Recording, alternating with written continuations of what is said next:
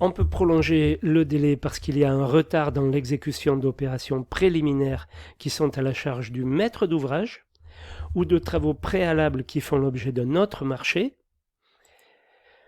Arrêt des travaux en raison d'une décision des services des affaires culturelles consécutive à la mise à jour d'objets ou de vestiges. Donc là, les amis vont venir fouiller, faire des fouilles, et donc ça va forcément retarder le chantier d'autant. Intempéries au sens des dispositions législatives ou réglementaires en vigueur, entraînant un arrêt de travail sur les chantiers. Donc l'intempérie, on demande un bulletin maintenant à Météo France, au service de Météo France, qui envoie à l'entreprise un avis d'intempérie sur telle région, sur telle zone, pas région, mais zone très précise, qui permet donc de motiver un retard. Intempérie non visée par une disposition légale ou réglementaire. Autre phénomène naturel entravant l'exécution des travaux si le CCAP définit certains critères et leurs limites. Puis il y a le non-respect des délais contractuels qui engendre l'application des pénalités prévues à l'article 20, les pénalités de retard. Cas des marchés allotis, le délai d'exécution des travaux incombant à chaque titulaire est fixé par le pouvoir adjudicateur. Donc un délai pour chaque entreprise est fixé. Au sein du délai global d'exécution de l'ensemble des travaux allotis, tout corps d'État confondu, donc en tenant compte du calendrier prévisionnel d'exécution, donc du planning général, précisant les dates d'intervention de chacun des lots. Là, le charpentier doit arriver tel jour et repartir tel jour. Voilà. Et figurant en annexe de l'acte d'engagement. Avec l'acte d'engagement, il doit y avoir ce planning. Voilà. Le pouvoir adjudicateur confiera l'établissement du calendrier détaillé d'exécution au titulaire de la mission OPC, c'est-à-dire qu'il y a quelqu'un qui va s'occuper de toute la gestion du planning. Ordonnancement, pilotage, coordination, c'est le planning. Les considérations à prendre en compte pour l'établissement de planning sont les suivantes. Mise en évidence des tâches élémentaires à accomplir par chaque entreprise. Donc le planning, on y reviendra, je vous l'expliquerai en fin de formation, pas de souci là-dessus. Donc d'abord on évalue les tâches élémentaires. La coordination inter-entreprise, on appelle ça les interfaces, très important. Planification des tâches de la période de préparation, circuit de validation du plan, visa du maître d'œuvre, les mesures de sécurité et de protection de la santé, l'intervention des sous-traitants, tout ça, ça doit être vu pour estimer le délai, faire un planning correct.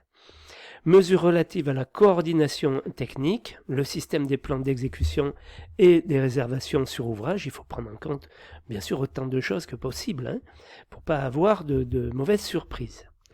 Une remarque importante, donc, le CCAG Travaux prévoit la délivrance de 2 ordres de service distincts. Un premier ordre de service de préparation, voilà, donc on commence la préparation dès qu'on a reçu cet ordre de service, et lorsqu'on a fini la préparation, on reçoit un second ordre de service d'exécution qui n'est délivré que quand l'entreprise s'est acquittée de ses tâches de préparation. Voilà, donc c'est comme ça que c'est organisé.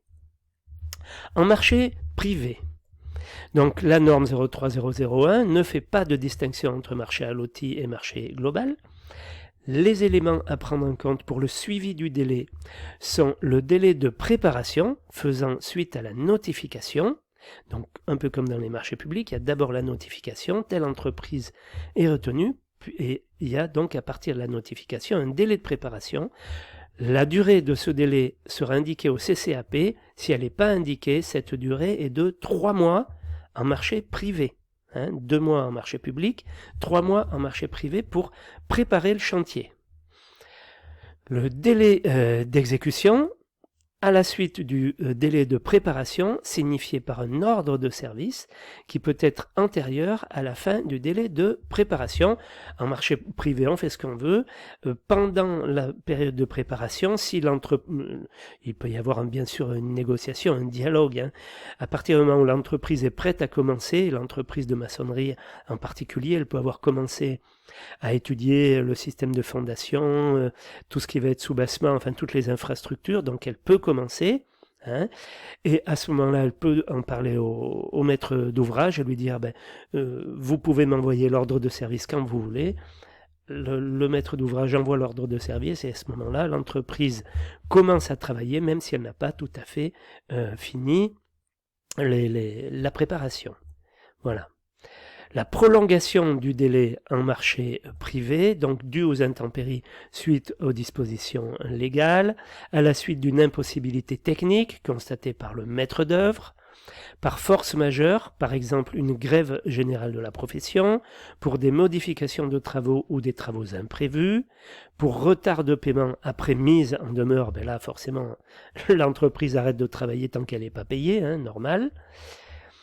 La coordination OPC, donc en marché privé, ces missions qui peuvent être assurées par un entrepreneur, un maître d'œuvre ou un intervenant extérieur, son métier c'est d'être OPC et il ne fait pas partie de l'équipe de maîtrise d'œuvre, porte sur l'analyse des tâches élémentaires de construction, on retrouve comme un marché public, la détermination des enchaînements des tâches élémentaires, l'harmonisation dans le temps et dans l'espace des actions des différents intervenants vis-à-vis de la sécurité au stade des travaux et lors des opérations de réception. Le planning, il devient contractuel des signatures du maître d'ouvrage et des entreprises. La date d'achèvement des travaux, qui est celle où les travaux sont effectivement terminés, elle doit correspondre à la date de réception qui libère l'entrepreneur de toutes ses obligations contractuelles, la clause de pénalité en cas de retard d'exécution. Voilà donc ce qu'on pouvait dire sur les délais. Donc un marché privé.